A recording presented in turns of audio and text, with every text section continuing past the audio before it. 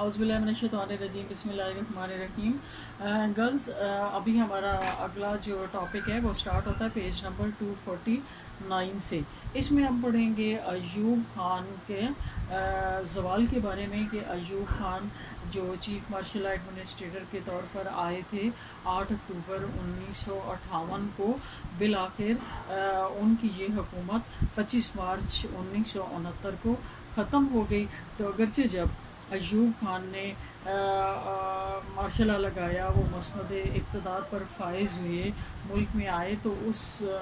وقت فوجی انقلاب کے ذریعے بہت زیادہ اچھے کام، پازیٹیو کام بھی کیے گئے، اور ملک میں جو ملکی اصلاحات کا کام بڑی تیزی سے ہوا، ملک دشمن عناصر کا قلع کما کیا گیا، سمگلنگ کا سدباب کیا گیا، سونے کے خفیہ ذخائر برآمد کیے گئے۔ ملک میں سب سے جو بڑی بات ہے کہ وہ ڈیمز تعمیر ہوئے، پھر لوگوں کی ذمہ حکومت کے جو واجبات تھے ان کی فوری ادائیگی کے لیے احکامات جاری کیے گئے، پھر ملک سے ذخیرہ اندوزی، بلیک مارکیٹنگ کا خاتمہ کیا گیا، اشیاء خوردنوش کی جو قیمتیں ہیں ان کو سٹیبل کیا گیا۔ اسی طرح سے سرکاری ملازمین کے طرز عمل اور ریکارڈ کی جانچ پڑتال کی گئی، پھر نائل اور رشوت خور جو ملازمین تھے ان کو برطرف کیا گیا۔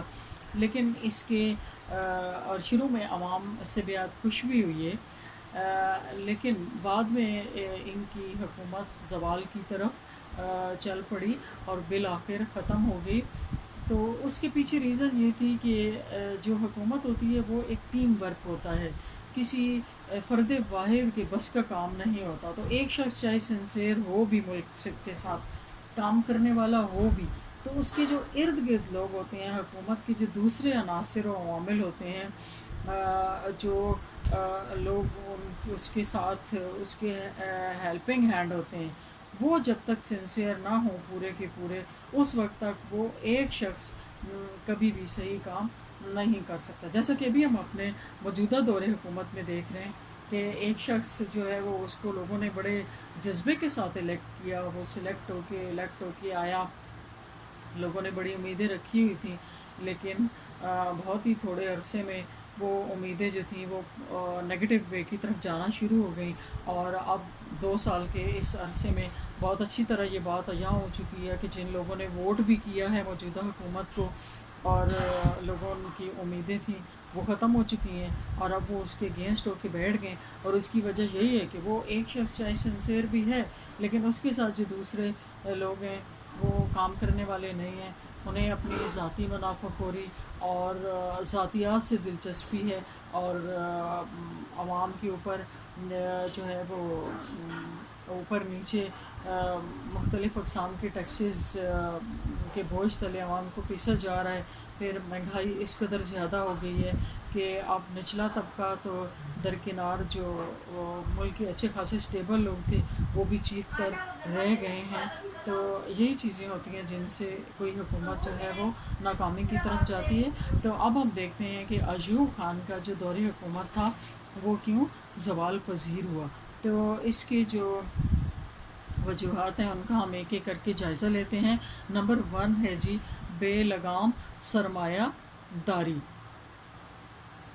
ایوب خان کے دور میں یہ ہوا کہ جو سرمایہ دار طبقہ تھا اس نے ملک کو ترقی کی طرف لے کے جانے کا نعرہ لگایا، اور ایوب خان کو یہ خواب دکھائے کہ وہ ترقی پذیر ملک کو صنعتوں کے ذریعے اپر لیول تک لے کے جائیں گے۔ اس طرح سے ان سے اجازت لینے کے بعد پھر کیا کیا کہ انہوں نے ساری کی ساری توجہ صرف اپنی صنعتوں کی طرف اور اپنے کاروبار کی طرف لگائی۔ حکومت سے بے شمار قسم کے آسانیاں جو تھیں اس طرح کے بل پاس کروا لیے، لیکن اس کے نتیجے میں انہوں نے اپنے گھٹیا اور ناقص مال کو بھی مہنگے داموں فروخت کروایا۔ زر مبادلہ کی سہولتیں جو حاصل کیں وہ صرف اور صرف اس میں، یعنی انہوں نے اپنی کمائی کی، اور جو ملک کا نچلا طبقہ تھا وہ اسی طرح سے پھر بیٹھ گیا۔ حالانکہ ہمارا ملک جو ہے وہ زرعی ملک ہے، تو صنعتوں کی طرف ساری توجہ دی گئی، تو زراعت جو تھی اس کو بالکل پس پش ڈالا گیا۔ اس وجہ سے جو ملک کا غریب طبقہ ہے किसान और मज़दूर तबका वो बिल्कुल निगलेक्ट होकर रह गया, और जब वो गुर्बत के हाथों मजबूर हुआ तो फिर उसने हुकूमत के ख़िलाफ़ आवाज़ उठा ली, और यूँ ये आवाज़ जो थी वो करते करते एक तहरीक की सूरत अख्तियार कर गई, और बिल आखिर अयूब खान की हुकूमत का खात्मा हो गया। अगला जो पॉइंट है वो है जी सनतकार और मज़दूर तबके के दरमियान तबकाती कशमकश। जैसा कि मैंने आपको बताया है कि सनतकार को सारी सहूलियात दी गई, न सिर्फ बल्कि उसको मनमानी की हद तक कानून उसके हाथ में दे दिया कि जो मर्ज़ी करो, और यूँ जो मज़दूर तबका था वो निगलेक्ट होकर रह गया, बल्कि वो उसकी डंडे के तले आ गया और सारे का सारा बोझ उस पर पड़ा। तो यूँ उन दोनों के दरमियान में एक तबकाती कशमकश शुरू हो गई, क्योंकि अमीर और तबकाती ये जो तबकाती सनतकार तबका था वो अमीर से अमीर तर होता गया, और जो गरीब तबका था वो गरीब से गरीब तर होता गया, और इस वजह से फिर जो गरीब तबका था वो उठकर हुकूमत के ख़िलाफ़ खड़ा हो गया। नंबर 3 है जी बुनियादी जमहूरियतों का निज़ाम। अयूब खान ने बरसरे इक़्तिदार आकर 1956 के आइन को मनसूख कर दिया, क्योंकि वो पार्लिमानी जमहूरी आइन था, और जिसके तहत बरसरे इक़्तिदार आने वाली हुकूमत अवाम के सामने जवाबदेह थी। तो उसने 1959 में पाकिस्तान को बुनियादी जमहूरियतों का निज़ाम अता किया, जिसके तहत मुतल्लिक़ अवाम को ये बार बार कराने की कोशिश की गई कि जमहूरियत एक ऐसा निज़ामी हुकूमत है जिसे लोग समझ सकें और चला सकें, और इस तरह से लोग जो है वो जमहूरी इदारों में शरीक होकर मुल्क की तामीर तरक्की में हिस्सा ले सकें। लेकिन बाद में क्या हुआ कि बुनियादी जमहूरियतों के निज़ाम के तहत मशरकी पाकिस्तान और मगरबी पाकिस्तान में 40,000 अरकान बराह रास्त तमाम के वोटों से मुंतखब किए गए, और इस मरहले के बाद फिर अवाम को बेदखल कर दिया गया। फिर ये हुआ कि इन्हीं 80 अरकान ने बुनियादी तौर पर क्या करना था, सूबाई मरकज़ी असम्बलियों की जो नुमाइंदे और सदर का इंतखाब करना था। नीज़ ये चीज़ जो थी वो पार्लिमानी जमहूरियत के इंतखाबी असूलों के बिल्कुल बरक्स थी, कि एक बरसरे इक़्तिदार हुकूमत के लिए इन 80 अरकान को डरा धमका कर या फिर लालच और तरगीब देकर ख़ास किस्म के लोगों के हक़ में वोट डलवाना कोई मुश्किल काम न था। इस वजह से आवाम को पर जल्द ही ये हकीकत वाज़ेह हो गई कि ये बुनियादी जमहूरियत के अरकान सियासी ज़िंदगी में क्या हैं, उज़्वे मुअत्तल की हैसियत रखते हैं, और आवाम की नुमाइंदगी के फ़राइज़ ईमानदारी से अदा करने की जुर्रत नहीं रखते। तो इस वजह से आवाम फिर जो थी आम आवाम अवामी तबका वो उठकर हुकूमत के ख़िलाफ़ हो गया, और यूँ अयूब खान की हुकूमत के ख़ात्मे का सबब बना। अगला पॉइंट है जी सियासी मुखालफिन में इजाफ़ा। सदर अयूब खान ने जबर तशद्दुद से अपने सियासी मुखालफिन में इजाफ़ा कर लिया। हुकूमत ने यानी कब तक कोई किसी का जबर तशद्दुद सहता है, जुल्म जब बढ़ता है ना तो मज़लूम तबका फिर कहते हैं कि बिल्ली जब ज़ख्मी हो जाती है ना तो वो उठकर चीते पर हमला कर देती है, उसे पता होता है कि मरना तो मैंने है ही, चलते चलते इसको भी कुछ कह दूँ। तो यही वजह थी कि जब जबर तशद्दुद बढ़ गया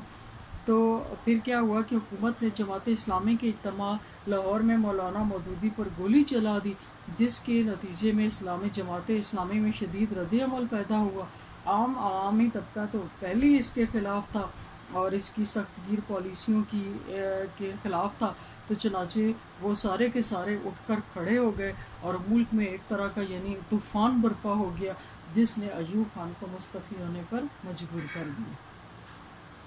अगला पॉइंट है जी इस्लाहात के ख़िलाफ़ उलमा का रद्द-ए-अमल। अयूब खान ने जो शुरू में आते ही इस्लाहात की मुल्क में बहुत, उनमें कुछ पॉजिटिव इस्लाहात भी थी, लेकिन ख़ास तौर पर जो इस्लाहात जिनका ताल्लुक़ आइनी क़वानीन से मुतल्लिक़ था, यानी आबादी की मनसूबाबंदी वगैरह, तो इन इस्लाहात ने उलमा के तबके में एक ख़ास मुखालफत को जो है वो पैदा कर दी, और उन्होंने अयूब खान की हुकूमत पर बहुत सख्त तनकीद की, और ये तनकीद करते करते आम जो तबका था वहाँ तक भी पहुँची और वो भी उसके ख़िलाफ़ हो गए। नंबर 6 पॉइंट है जी खारजा पॉलिसी में मोहम्मद अयूब खान की नाकामियाँ। किसी भी मुल्क की कामयाबी का इन्हिसार उसकी कामयाब खारजा पॉलिसी पर होता है, क्योंकि कोई भी मुल्क अकेले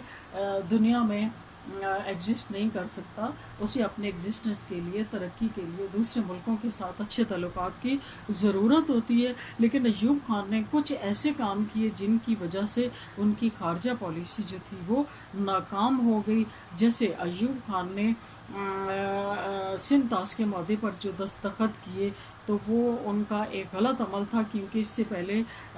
चौधरी मोहम्मद अली बहैसियत वज़ीर आज़म पाकिस्तान इस मंसूबे की को मुस्तरद कर चुके थे। फिर अयूब खान ने वज़ीर आज़म भारत को मुश्तरका दिफा की पेशकश करके मसले कश्मीर को जैसे सर्द खाने में डालने की कोशिश की। इसी तरह से उसने पाक चीन दोस्ती को नुकसान पहुंचाने की कोशिश की। फिर इन सारी चीज़ों के नतीजे में 1965 की पाक भारत जंग हुई, और इस पाक भारत जंग ने भारत के ख़िलाफ़ अवाम में शदीद नफ़रत पैदा कर दी। और मोहम्मद अयूब खान ने फिर अवाम के रद्द अमल को या अवाम की नफ़रत को नज़रअंदाज करके मुआहदा ताशकंद पर दस्तखत किए, जिसकी वजह से अवाम इससे मायूस हो गए। और सबसे बढ़कर ये है कि वज़ीर ख़ारजा की हैसियत से ज़ुल्फ़िकार अली भुट्टो मुआहदा ताशकंद में शरीक हुए थे, लेकिन जब अयूब खान ने इस पर दस्तखत किए तो ज़ुल्फ़िकार अली भुट्टो ने अपने ओहदे से इस्तीफ़ा दे दिया। और फिर ज़ुल्फ़िकार अली भुट्टो को ने जब अवाम का साथ दिया तो उन्हें उठाकर जेल में बंद कर दिया गया, जिसकी वजह से अवाम के अंदर एक शदीद रद्द अमल पैदा हुआ। और उस रद्द अमल के नतीजे में अयूब खान को ज़ुल्फ़िकार अली भुट्टो को रिहा करना पड़ा। रिहा तो कर दिया, लेकिन जब वो कैद से बाहर, जेल से बाहर आया तो अब अयूब खान के ख़िलाफ़ बाकायदा एक तहरीक शुरू हो गई, जिसको वो लीड करना शुरू हो गए। और बिल आखिर वो तहरीक इतनी सक्सेसफुल थी कि अयूब खान की हुकूमत का खात्मा हो गया। अगला पॉइंट है जी सदर मोहम्मद अयूब खान के बेटों की साहबजादों की बेएतदालियाँ। सदर अयूब खान के आखिरी दौर में इनके साहबजादे जो थे वो उनके बारे में तरह तरह की अफवाहें गर्दिश करना शुरू हो गई कि वो बे इंतहा आयाशी और की ज़िंदगी बसर कर रहे थे, और उनकी के लिए अवाम जो थे वो उनको बिल्कुल पसंद नहीं करते थे। और उन अयूब खान के बेटों की वजह से फिर लोग जो थे वो अयूब खान के भी ख़िलाफ़ हो गए, और बिलाखिर उसकी हुकूमत का खात्मा हो गया। अगला पॉइंट है जी डंडे की सियासत। अयूब खान की उनके मार्शल एडमिनिस्ट्रेटर की हैसियत से आए थे, लिहाजा वो डंडे की हुकूमत पर बिलीव करते थे, और उन्होंने डंडे के ज़ोर पर अपनी ज़ाती पसंद से पहले तो कराची से दारुल खिलाफा को इस्लामाबाद मुंतकिल किया, जो जिस चीज़ को अवाम में सख्त नापसंद किया गया। फिर उन्होंने कुछ मार्शला की छतरी के तले कुछ इस्लाहात नाफिज की। 1962 के आइन को जो है वो हरकत में रखा और पहला आइन ख़त्म कर दिया, तो अवाम इससे उसको बेइंतहा नापसंद करते थे। और कहा जाता है कि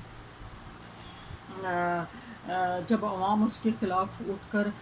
खड़े हुए तो फिर अयूब खान का जो डंडा था वो उसकी ताकत कम होती गई, क्योंकि अब इसके इर्द गिर्द जो इसके खुशामदी थे वो भी थोड़े से पीछे हटना शुरू हो गए जब उसने इसकी मकबूलियत को कम होते हुए देखा। क्योंकि इस तरह के लोग जो होते हैं वो फेयर वेदर फ्रेंड होते हैं, जब देखते हैं कि अच्छे हालात हैं तो साथ रहते हैं, और बुरे हालात में वो आराम से किनारा कशी इख्तियार कर लेते हैं। अगला है जी 1962 का आइन। सदर मोहम्मद अयूब खान ने 1962 का जो दस्तूर बनाया सदारती निज़ाम का अलंबरदार था। इस आइन में सदर को गैर महदूद अख्तियार हासिल था, इसीलिए इस आइन को लायलपुर का घंटा घर कहा जाता था। इस आइन को आवाम की तायद हासिल न हो सकी। जिस शख्स ने अपनी अमरीत कायम करने के लिए ये आइन बनाया था, बिल आखिर ऐसा हुआ कि उसको اس کا یہ آئین اسی کے ہاتھوں انجام کو پہنچا، اور کہا جاتا ہے کہ صدر محمد ایوب خان کو، بلکہ یہ ایک حتمی بات ہے کہ اپنے آخری دور میں سٹروک ہوا، یعنی فالج کا حملہ اس پر ہوا، اور وہ جس ہاتھ میں اپنا ڈنڈا اٹھاتا تھا اس کا وہ ہاتھ کمزور پڑ گیا، اور یوں اس چیز کا یعنی سائیکولوجیکلی بھی ایسا اثر ہوا کہ ویسے بھی عوام کے اوپر سے جو اس کی گرفت تھی وہ کمزور ہو گئی، اور نیز جو اس کا ساتھ دینے والے لوگ تھے وہ بھی ارد گرد سے جھٹنا شروع ہو گئے، اور بالآخر اس کی حکومت کا خاتمہ ہو گیا۔ اگلا ہے جی 1965 کا صدارتی انتخاب۔ 1962 کے آئین کے تحت جنوری 1965 میں صدارتی انتخاب ہوا، جس میں اگرچہ امیدواروں کی تعداد 4 تھی، لیکن اصل مقابلہ ایوب خان اور مادر ملت محترمہ فاطمہ جناح کے درمیان میں تھا۔ محترمہ فاطمہ جناح کو کسی عہدے کی ضرورت نہیں تھی، لیکن عوام چونکہ قائد اعظم کے بعد ان کو نہ صرف پسند کرتے تھے بلکہ ان کے اوپر ایک امید رکھی ہوئی تھے کہ وہ اسی طرح سے جیسے قائد اعظم نے عوام کے لیے ایک نجات دہندہ بن کر آئے تھے، اسی طرح سے فاطمہ جناح کے بارے میں بھی ان کا یہ خیال تھا، اور انہوں نے ان کا بے انتہا ساتھ دیا، اور ان کے جو الیکشن کمپین تھی وہ بہت زیادہ سکسیسفل تھی، اور یہ خیال کیا جاتا تھا کہ جیت جو ہوگی وہ محترمہ فاطمہ جناح کی ہوگی۔ لیکن ایوب خان چونکہ کیونکہ حکومت میں تھے، اس وجہ سے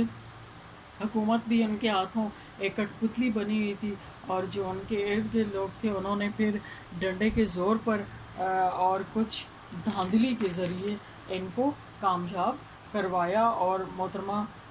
جو مادر ملت فاطمہ جناح ہیں ان کو ناکام کر دیا، لیکن ان کی ناکامی عوام کے لیے ناقابل برداشت تھی، اور عوام جو تھے وہ اٹھ کر کھڑے ہو گئے، اور ایوب خان کی جو قائم کردہ بنیادی جمہوریتوں کا نظام ہے ان پر انہوں نے تاکید کی، اور کھلا مکھلا کہا جانے لگا کہ اس نظام میں ایوب خان کے مقابلے میں کوئی بھی شخصیت کامیاب نہیں ہو سکتی تھی۔ تو اس وجہ سے عوام نے کیا کیا کہ اس کو پورے طور پر ریجیکٹ کر دیا، اور یوں ایوب خان کے اس دور کا خاتمہ ہوا۔ پھر بدعنوان انتظامیہ۔ ایوب خان کے دور اقتدار میں بیجا اختیارات کی وجہ سے افسر شاہی کو یعنی بیوروکریسی کو بہت عروج حاصل ہوا، اور افسر شاہی کے لیے بیجا اختیارات سے ملک کا باشعور تعلیم یافتہ طبقہ جو تھا وہ سخت نالاں تھا، اور ان کی افسر شاہی طبقہ بدعنوانی اور اوپر کی آمدنی سے اس قدر سرمایہ دار بن گیا کہ صنعت کاروں کے ساتھ گڑھ جوڑ کر کے صنعتی یونٹوں میں انہوں نے اپنے حصص خرید لیے، اور شانہ ڈاک پٹ کی زندگی بسر کرنے لگے، اور یوں اس وجہ سے پھر ایوب خان کی حکومت کی جو تھی وہ غیر مقبول ہو کر رہ گئی۔ اعلان تاشکند اگلا پوائنٹ ہے کہ 1965 کی پاک بھارت جنگ کی فائر بندی کے لیے، جیسا کہ میں نے آپ کو بتایا ہے، روسی وزیر اعظم نے پاکستان کے صدر اور بھارت کے وزیر اعظم کو تاشکند میں بلا کر جنگ بندی کے لیے ان کو کنونس کرنے کی کوشش کی، تو لیکن بھارت جو تھا، پاکستان کا یہ موقف تھا کہ کشمیر ایک مسئلہ ہے اور اسے حل کرانا چاہیے، لیکن بھارت کا یہ موقف تھا کہ کشمیر کوئی مسئلہ نہیں ہے، اور اس کو نظر انداز کر کے دونوں ممالک کے درمیان میں اچھے تعلقات قائم کیے جائیں۔ تو بظاہر یہ کانفرنس ناکام نظر آتی تھی، لیکن ایوب خان نے کیا کیا کہ ایک معاہدے پر دستخط کر دیے جسے تاشکند کا معاہدہ کہتے ہیں، جس کے حق میں نہ تو عوام تھے اور نہ ہی اس وقت کے وزیر خارجہ ذوالفقار علی بھٹو تھے، اور اس معاہدے میں یہ بھی اعلان کیا گیا کہ اس میں جو مسائل ہیں بھارت اور پاکستان کے درمیان،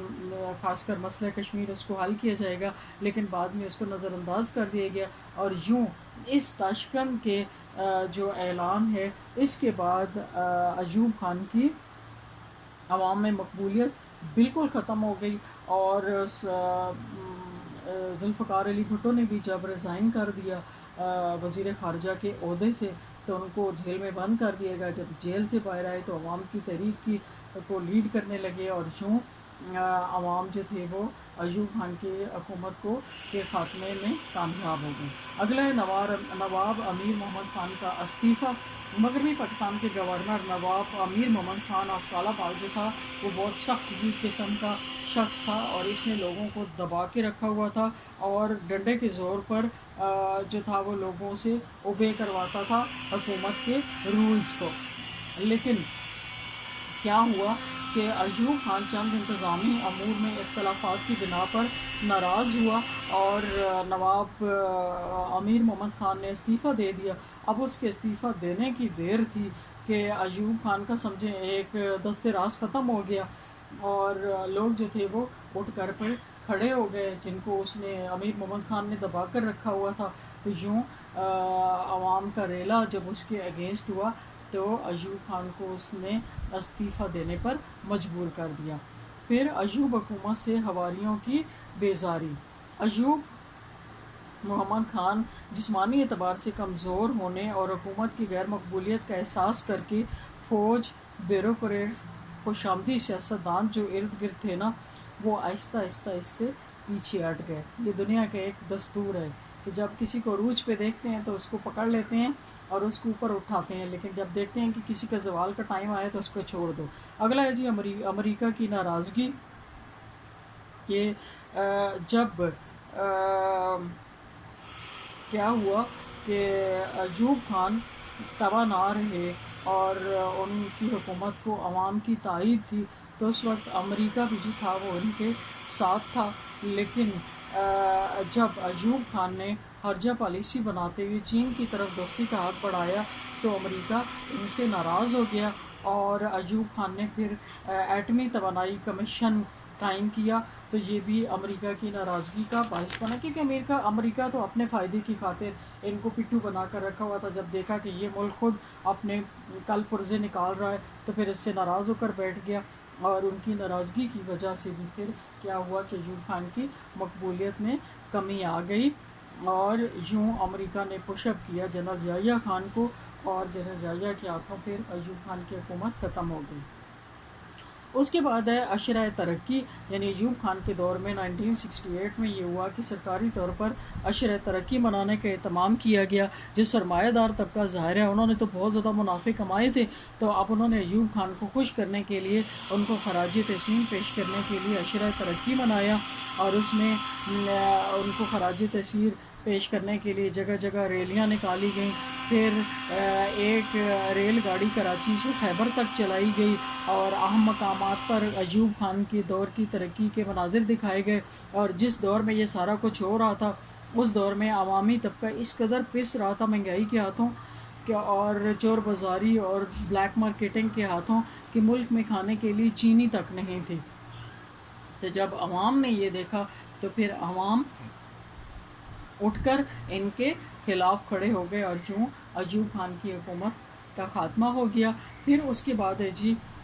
سیاسی پارٹیوں کی گول میز کانفرنس۔ ایوب خان جب عوامی تحریک نے شدت اختیار کر لی اور انتظامیہ اس تحریک کے سامنے بے بس ہو گئی، تو ایوب خان نے 26 فروری 1969 کو ملک کی تمام سیاسی پارٹیوں کی گول میز کانفرنس بلائی، مگر یہ گول میز کانفرنس اقتدار کی منتقلی کے طریقہ کار کو واضح نہ کر سکی، جس سے ملک کی حالت مزید